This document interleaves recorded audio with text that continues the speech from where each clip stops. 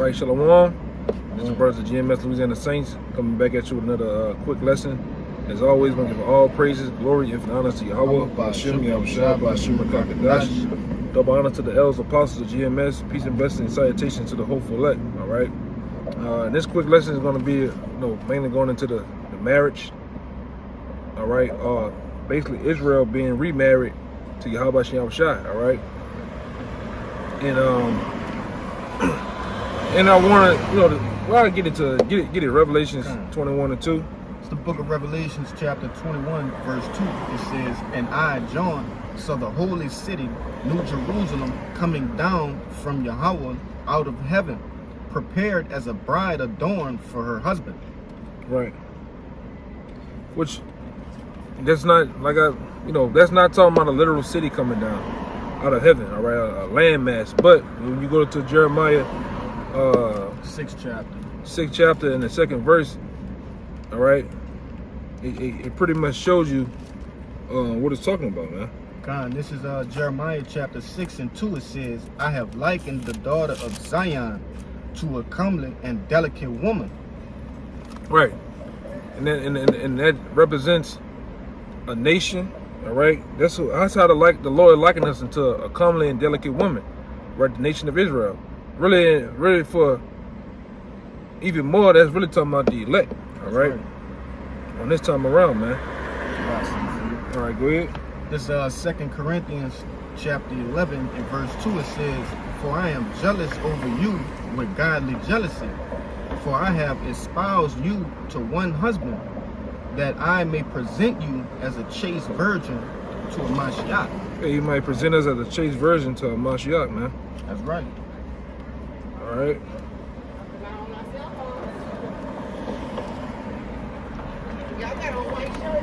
So, with that, man, the Lord is likening us unto a woman.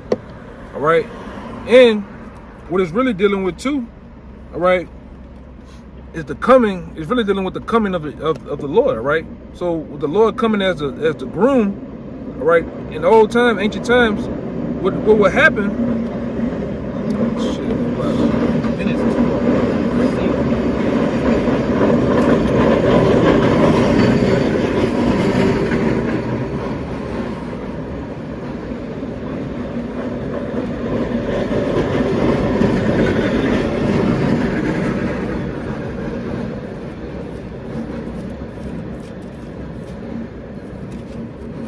Basically, of old times, what would happen is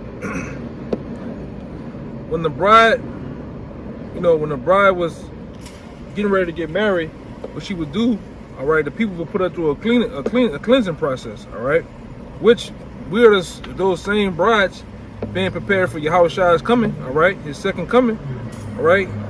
That's what the marriage is all dealing with the end times, all right. So while that's happening, we're in the cleansing process now, all right, the purging process, all right, the process of getting things right. All right, for the bridegroom, which is Yahushua, all right? And I want to show the example of that real fast. This is a short snippet. Go ahead. This is the book of Tobit, chapter 7 and verse 17. Now, I'm going to start at 16. It says, "After Raguel called his wife Edna and said unto her, Sister, prepare another chamber and bring her in thither. Which when she had done as he had bidden her," he says, prepare her and bring her into the chambers. That's right.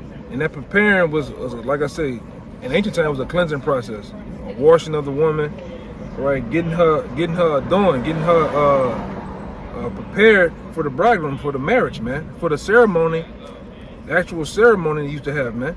Go ahead. It says, "She brought her thither, and she wept, and she received the tears of her daughter, and said unto her, Be of good comfort, my daughter. The Lord of heaven and earth gave thee joy for thy sorrow. Be of good comfort, my daughter." Right.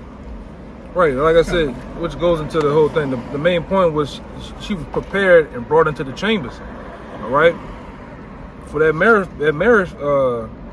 ceremony, man. Same thing like now. We're We're going on the highways and byways. We're doing things of the teaching of Yahweh Shai, getting ourselves prepared, getting ourselves cleansed.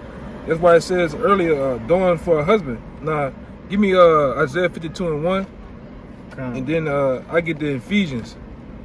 All right. This says the book of Isaiah, chapter 52 and verse 1. It says, awake, awake, put on thy strength, O Zion. Put on thy beautiful garments, O Jerusalem, the holy city, for henceforth. The holy city. So we represent that city that they originally said that was going to come down. That's right. All right? Not a literal city. Go ahead. It says, for henceforth there shall no more come into thee the uncircumcised and the unclean. Where you at? 52 and 1, the latter end. Okay. That's it. Yeah. Okay. And we're putting on those beautiful garments now, man, in the way of this truth. Right? We're putting on, you know, all the things that we need to, all right, to make us whole again, man. Yeah, if I can read the next one, it says, shake thyself from the dust. Right, all this confusion. That's right. That's what dust represents in the scriptures. Confusion. And America is the epitome of confusion, man. All right? Babylon, you know? Babylon the Great at that. God. It says, and sit down, O Jerusalem, loose thyself from the bands of thy neck, Yeah. O captive daughter of Zion. Right, and how you loosen yourself in the way of this truth. That's right? right. Coming into the knowledge of Yahweh Shai and living this thing and doing it to the best of your ability, man. All right? Getting on out here on this battlefield. All right? Preparing yourself for the end. Preparing yourself for the marriage of the bridegroom, man. All right? Now, this is another way. Go back to the Revelation 21 and read it again real fast. It's the book of Revelations, chapter 21 and verse 2. It says, and I, John, saw the holy city, New Jerusalem, coming down from Yahweh out of heaven, prepared as a bride adorned for her husband. Yeah, they're gonna be made, and that's dealing with a lot of things, even with the end. We're gonna come out of those chariots too, man. That's right. All right, the straight bring holiness and righteousness back to the world, man, and subdue all these nations. All right, and ultimately put them in captivity, man. That goes into many things, you know. All right, but this is the part when it says adorn for a husband, man. All right, how you make yourself adorn, how you adorn yourself and make yourself ready for your husband is this right here. This is Ephesians 25. Well, Ephesians 5 and 25. Husbands, love your wives, even as Hamashiach also loved the church and give yourselves for it, that ye may sanctify and cleanse it. You may sanctify and cleanse it with the washing of the water by the word. That's right. That he may sanctify, that he might present it to himself a glorious church without spots, without having spots or wrinkles or any such thing, but that it should be holy without blemish. And that's what you're doing. You're washing yourself by the word, man. You're cleansing yourself. You're getting yourself ready, all right, for the end, all right, which is ultimately the marriage. Like I said, brother, hey, there's no way you can attend a marriage with those blemishes of this world, man. No. You got to be fully converted, fully cleansed, all right? Yeah, everybody at the wedding is choreographed wearing the same colors, but you coming in with tennis shoes, Yeah, t-shirt, and Jordans on, man. and a fucking hat. Yeah, you're not even ready. You don't even have on the attire of the wedding. You're not even, all right, ready for the bridegroom, all right, because the bridegroom is coming, all right. Yahweh Shai is coming to do his bidding, all right, to save the elect, all right, and put this known world and these kings of this world into subjection, man. That's right. All right, you had anything before we get up? I got that St. Matthew's for you, man. St. Matthew's 22 and 9. Kind of says, go ye therefore. What the fuck is this? Oh. It says, Matthew 22 and 9, it says, go ye therefore into the highways and as many as ye shall find bid to the marriage. And that's the ultimate goal, man, to bid them to the marriage, get them That's right. prepared, getting those. That's what we're doing now. And we're finishing the work, all right?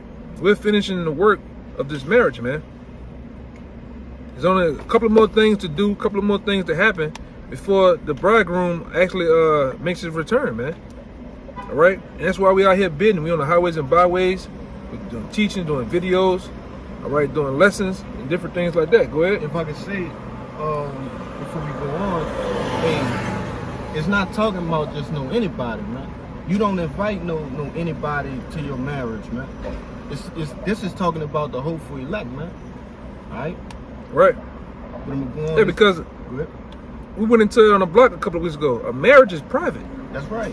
Everybody's not called into a marriage, man.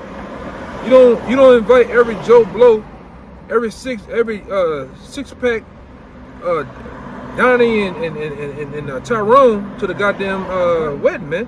That's an exclusive. You have a list of people who's coming, who's gonna be there, what their role is, and that's what this thing is likened unto, a marriage. Everybody's not called. All right? Everybody's not invited to this, man. That's why a lot of people can't get it. Even though they see us on the highways and byways, they see us teaching, they see us actually debating and different things like that with people on the block, they still can't understand it, man. Go ahead. Jump down to verse 14. It says, "For many are called, but few are chosen." Yeah, many are called, but All few are right. chosen. You could be called to this thing and still not be chosen, man, That's right. because you weren't on the list. That's why we make our calling in election sure. That's right. Okay, we after this thing diligently. That's right. We after this truth vigorously, man. But I'm gonna keep going. This is Read it again. verse 9. It says, "Go ye therefore into the highways, and as many as ye shall find bid to the marriage." Go. So those servants went out into the highways and gathered together all as many as they found, both bad and good. Well, both bad and good. We definitely seen some beautiful, good apples.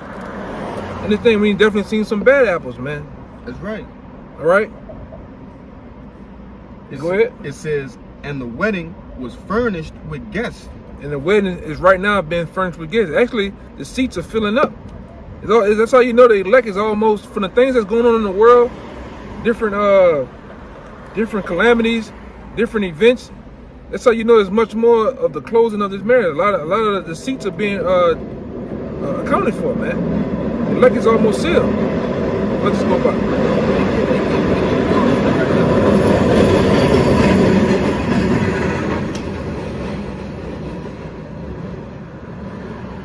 Go ahead. It's verse 11. It says, "And when the king came in to see the guests, he saw there a man which had not on a wedding garment." He ain't had a wedding garment. He wasn't prepared. That's right. He didn't have that garment on, man. That covering of which is just true. And many guys are running around here right now without that garment on, butt ass, bucket naked out here, man. That's right. Bullshit. You know the word, but you're not doing the things that you're supposed to be doing of the word, man. You know, if half of you don't have 1 foot in, 1 foot out, you're not even woke. You just bullshitting. Go ahead. Verse 12. "And he said unto him, Friend, how camest thou in hither not having a wedding garment? And he was speechless." Yeah, and a lot of you gonna be speechless when your Howard Shai come back, man. When he said, "I know you not." Yeah. You know? How you get in here? What's going on? Go ahead. Verse 13. "Then said the king to the servants, Bind him hand and foot, and take him away, and cast him into outer darkness." And that's what we seeing going on now too, man. A lot of you niggas that been invited or not ready, you've been cast into outer darkness, man. All right, you've been thrown to the side. That's right. All right, spewed out, man. Go ahead. It says, "There shall be weeping and gnashing of teeth." It's gonna be many of that in these up and coming days, man. That's right. All right, in the end, when this marriage is much more closer, the doors are closed. 'Cause the doors gonna close just like in the times of Noah, man. Yeah. Them doors gonna be shut. The prophets are not gonna be in the highways and byways. They're gonna be put in. All right. The Lord says He's gonna make the roof, the tongues of our mouth cleave to the roof of our mouths, man. But we're not gonna be out here no more. All right, and a lot of you gonna be assed out because you bullshitted, you played around with this thing, man. You can't. It's not gonna be no more camp signs and garments, frankincense and myrrh, and this teaching. It's just gonna be. Everything was to be turned off, man. Go ahead. It says verse 14. It says, "For many are called, but few are chosen." Yeah, you can end it right there. Many are called, and few are chosen. It's going to be much more known in the end times, right? Much more known in these last seconds of times, in these last days, man. All right. You want to say anything? That's when Wisdom of Solomon chapter 5 gonna come in. You know. Right. The Lord gonna make known who his men are, man. In these upcoming days, and even more. Going towards the actual coming back of Yahweh Shai, man. Right. All right. Yeah, man. So with that, man, we hope that was edifying and straight to the point. I'm gonna give all praises, all glory and finance to Yahweh, Ba'ashem, Yahshua, Ba'ashem, B'Kakadash. Double honor to the elders, apostles of GMS. Peace and blessing and salutation to the hopeful elect. Until next time, Shalom. Shalom.